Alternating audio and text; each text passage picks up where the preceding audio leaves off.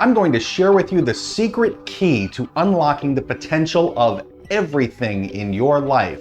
And that secret key is... I'm Dean Safola, and this is the Azure Academy. No matter what you're doing in every area of your life, the secret magical key that can help you is something that I learned from my dad when I was a little kid. Work smarter, not harder, and always have a little fun. And one of the most powerful ways that you can work smarter and not harder in IT is in the area of automation. And here's a quick example of what I mean. Here's the WVD portal, and I'm filtering for the word automation, and no resources exist with that name. And here I have a PowerShell script that I've written that'll create everything I need for me, from the resource group to the host pool that's configured as a pooled host pool, depth first with 30 users, specifically for remote apps, and then create myself a registration token, add all my tags, my custom RDB properties, validation environment, create my app group, tie that app group to a workspace, and then add all of my users and groups to have access.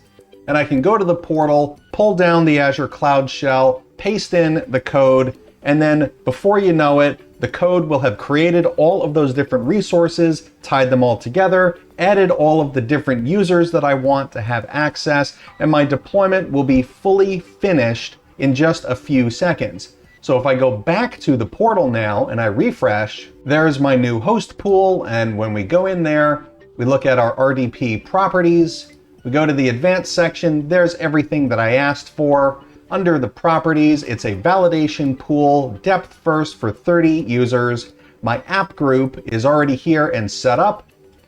And inside there, I've got assignments for all of my users and my group. And then looking at the workspace side, the application group is already connected to the workspace. So in less than 10 seconds, I've got everything I want. That's what automation can do for you. Here we're focused today on the AZ-140 exam and all of the automation questions that'll be there.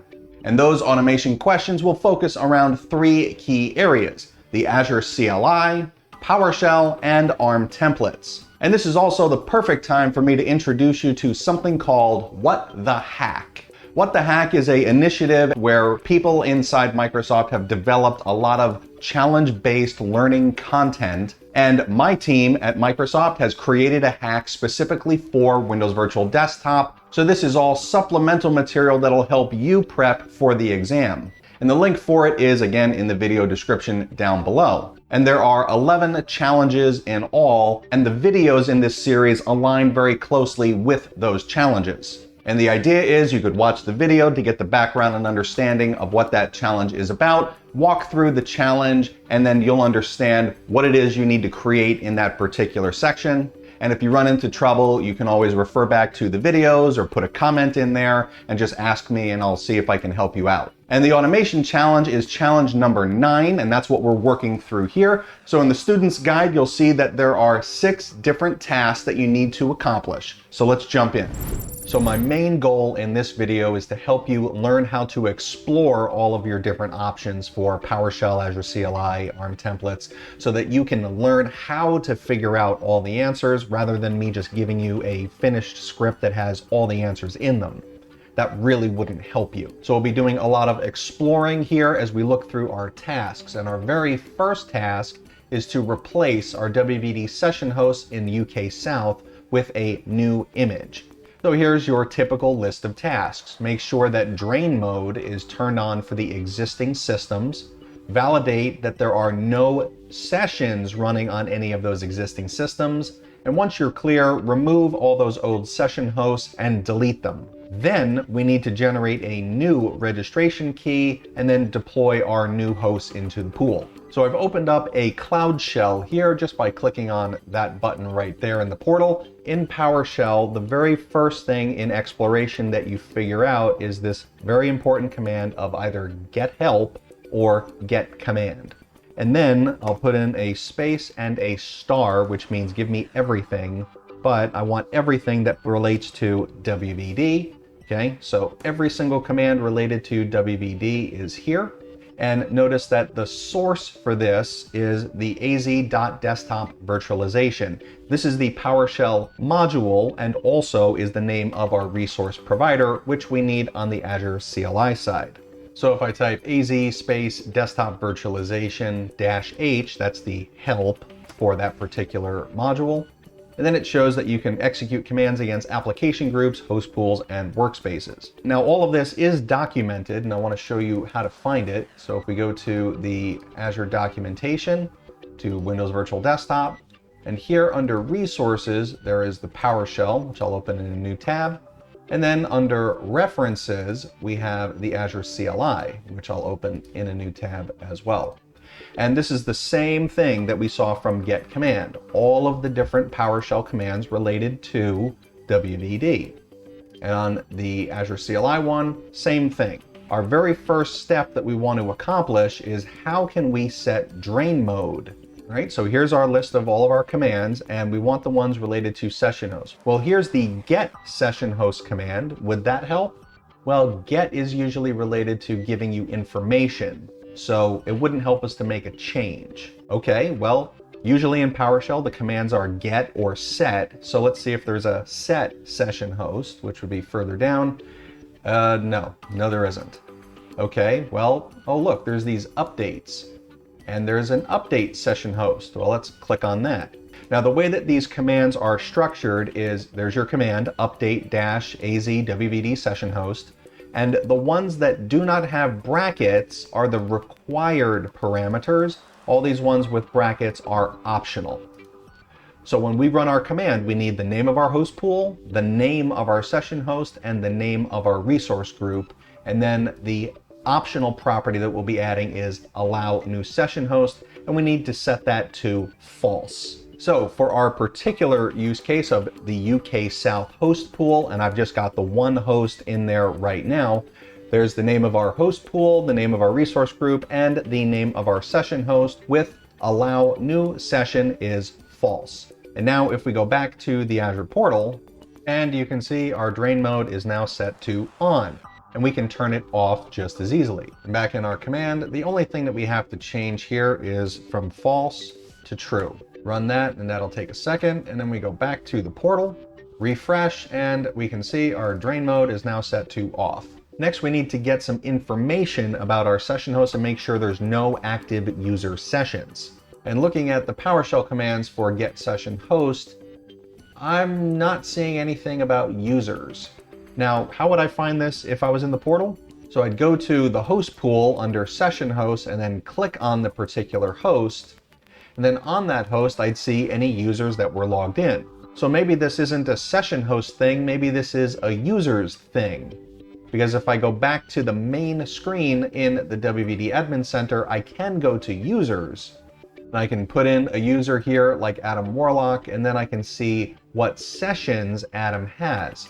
So maybe I can see this from the user side. Well, back in the doc, if we go down to the list of all of our commands, we see that yes, there is a user session command. So I know I need something related to a host pool and maybe a resource group, but looking down the list, here it is.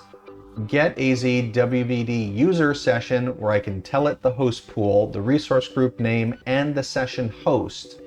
That way I can check my specific hosts in the host pool if anybody is logged on. So back in our PowerShell, we'll clear the screen. Okay, so there is my particular command, and notice that the session host name is not just the name of the virtual machine, but it's the fully qualified domain name.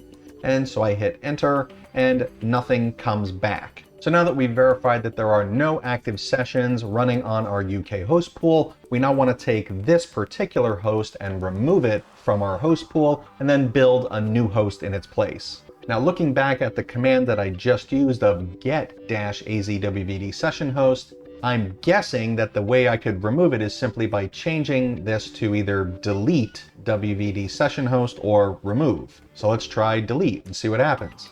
Nope, delete is not a recognized command.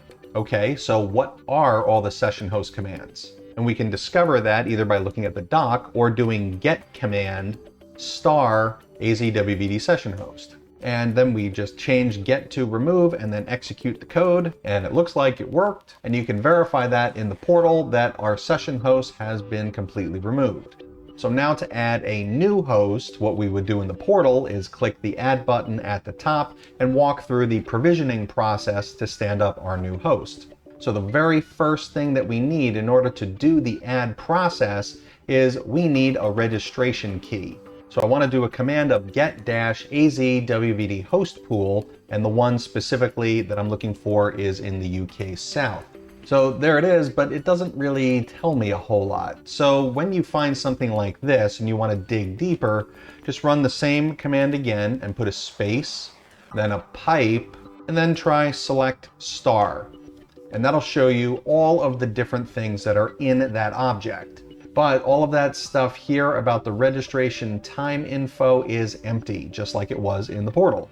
So we need to generate a new token first using PowerShell. If you remember back to where we deployed our WVD host pools, one of the ways we did it was through PowerShell, and we had to do this same function. So let's try get help for a new host pools examples. Here we go. Now expiration time, and look at this. It's got something already figured out and formatted for us.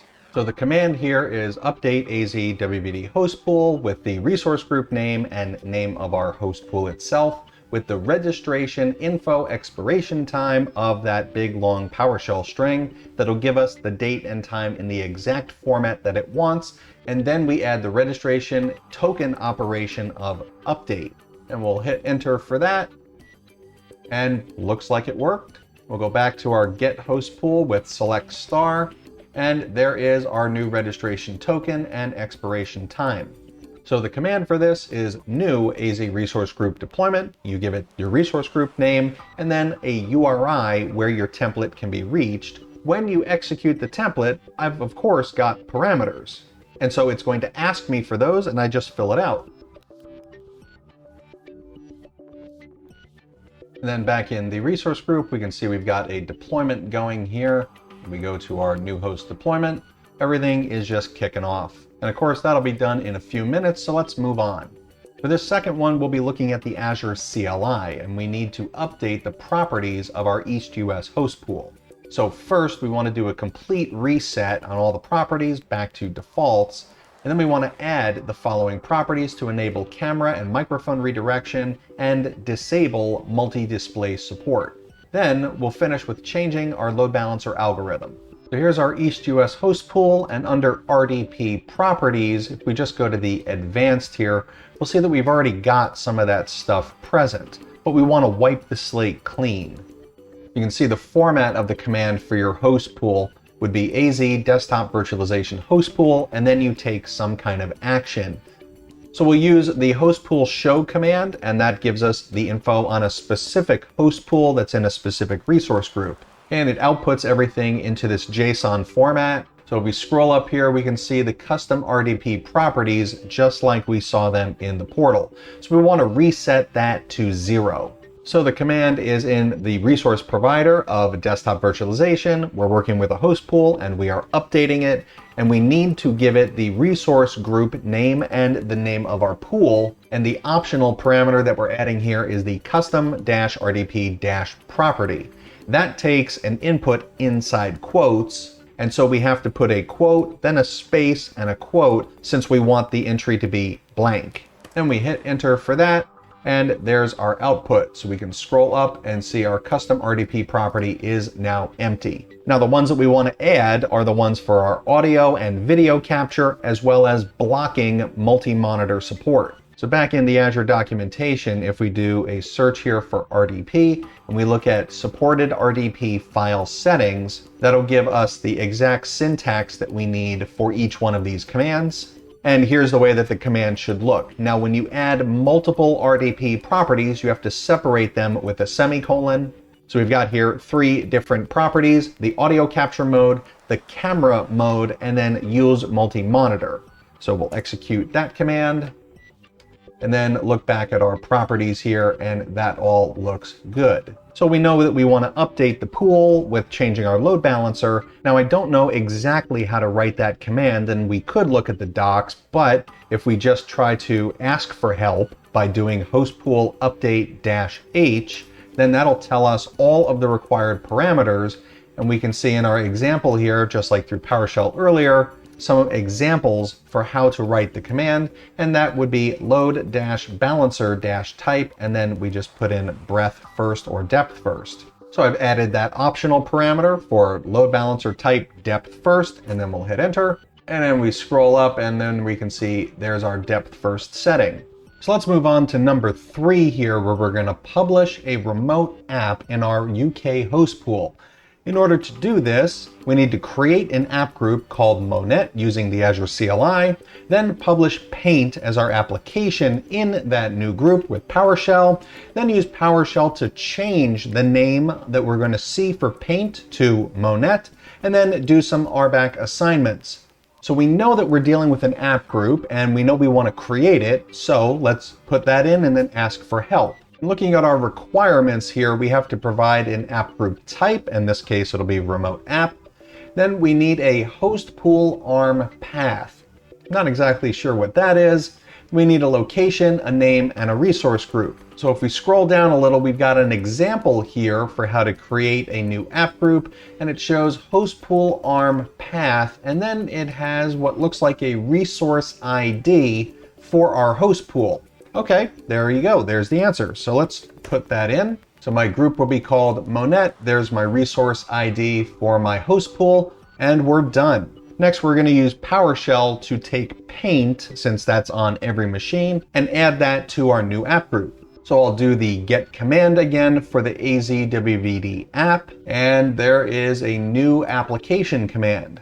So I'll put in my get help and ask for an example. And there's our example. It's even written to do Paint. We just have to change our group names. And of course, you have to have a session host that's online and available in your pool in order for this to work. We can go to our applications, and there is Paint. But you know what? I decided I don't want it to be called Paint. I want it to be Monet or Monet, since now you see that we're talking about painting. So based on the last command being an AZ-140 application, I know that I want to update it. So I'll search for help examples on that. So I have to do update AZ-140 application, give it all the standard stuff, and then I can change any of those parameters that I want. In this case, the friendly name. And so we call out Paint as our name and then change our friendly name to Monet. And back in the portal, we can click on Paint and see that our display name is now set up for Monet. Now we need to assign this app group to a workspace in order to make it usable.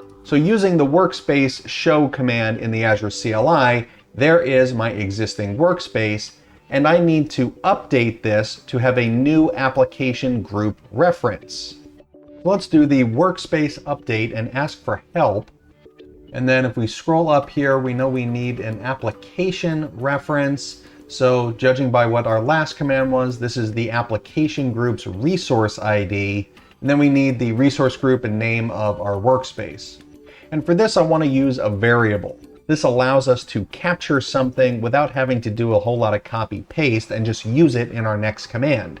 So we'll call our variable $appid, and the command that will stick in that variable is the desktop virtualization app group show. So we get a specific app group, and then so we have to give it the resource group and the name of Monet. And then we want to do a query and ask it to just give us the ID. And we run that command and then bring that back. There is our application's ID. And we can put that into our Azure CLI command and then hit enter. And now Monet has been updated into our workspace.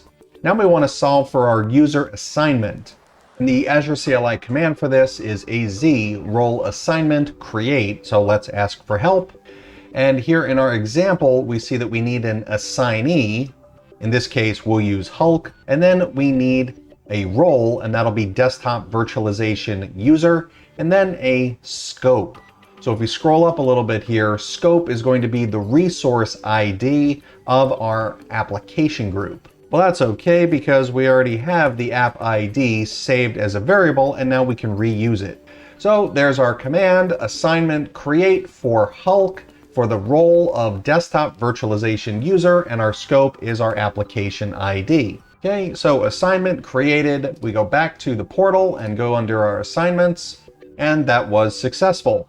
But I don't want to stop there. I want to add a lot of users and a group like I did in my early example. But this time I want to do it in PowerShell. And I've got a problem, because if I try to use the app ID that I've already got as a variable, that's not going to work in PowerShell because they're formatted differently. So I can create a new variable for app ID PS, where I get the application group Monet in the proper resource group, and then I put parentheses around it instead of writing a query, and I do a .id, and comparing it to the Azure CLI command, you see the difference is the quotes. So now I want to create a list of users and stick that into a variable. So it's $list and then at parentheses and then a bunch of different items. And so when I do the $list command, it just gives all of them as one-line items. That way I can pass them into a for each loop, and that way I can get the process to happen over and over for as many items as I have in my list. And the way you write that is for each parentheses, for each what? For each user, which is just another variable I made up. It could have been $A, it wouldn't really matter. But in this case, user. So for each user in list, do something. And the thing is add new role assignment. So I put my new role assignment command inside those squiggly brackets, and that'll be for the sign-in name of user, which is each one of those individuals in my list, for desktop virtualization, and the scope is going to be my brand new app ID PowerShell variable. So when we kick that guy off, there's our assignment for Superman, for Batman, for Wonder Woman. My assignment for Hulk already existed because we did it a minute ago, and for Adam Warlock. And we could of course keep going, but I think you get the point. If you work smarter, not harder, and have a little fun with automation and a sense of exploration, there's nothing that you can't do. And then you can create these scripts and tools and templates and then put them out there in the public domain for everybody to consume. And then you're not only helping yourself, but everybody else. And that's kind of what I do around here at the Azure Academy, and thank you for joining. Let me know if this has been a help to you by clicking that thumbs up. And our next video in the series will be covering WVD monitoring, and after that, the user experience stuff, and then we are done with this series. Or you can just check out the latest Azure Academy video up there. Thanks for joining me today, and I'll catch you in the next one. Happy learning.